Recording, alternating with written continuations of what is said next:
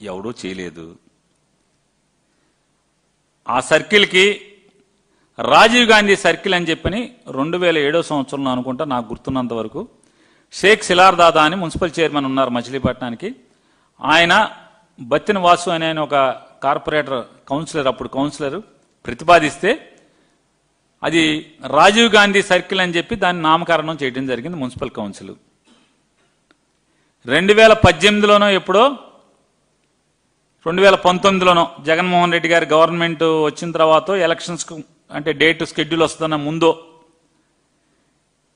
బాబా ప్రసాద్ అని చెప్పని, మోటమరి బాబా ప్రసాద్ అని ఒక మున్సిపల్ చైర్మన్ మేయర్ గారు ఉంటే, అది మేయరా మున్సిపల్ చైర్మన్ అర్థం కాని పరిస్థితి. ఎందుకంటే అది మున్సిపల్ చైర్మనే కాకపోతే మేయర్ అన్నారు, కాసేపు మున్సిపల్ జీవో ఇచ్చారు, జీవో క్యాన్సిల్ చేశారు. వారుండంగా దాన్ని ఎన్టీఆర్ మార్గ్ అని ఏదో తీర్మానం చేశారు, అంతేగాని ఎన్టీ రామారావు బొమ్మ పెట్టమని ఎవరూ తీర్మానం చేయలేదు. నాకు తెలిసైతే అది రాజీవ్ గాంధీ సర్కిల్. రాజీవ్ గాంధీ సర్కిల్లో వాజ్పేయి విగ్రహం పెడతాం ఎంత కరెక్ట్ కాదో, ఎన్టీ రామారావు విగ్రహం కూడా పెడతాం కూడా అంతే కరెక్ట్ కాదని నా అభిప్రాయం. లేదు రామారావుది పెట్టాలా, వాజ్పేయిది పెట్టాలా, రాజీవ్ గాంధీది పెట్టాలా అంటే ఖచ్చితంగా ప్రభుత్వం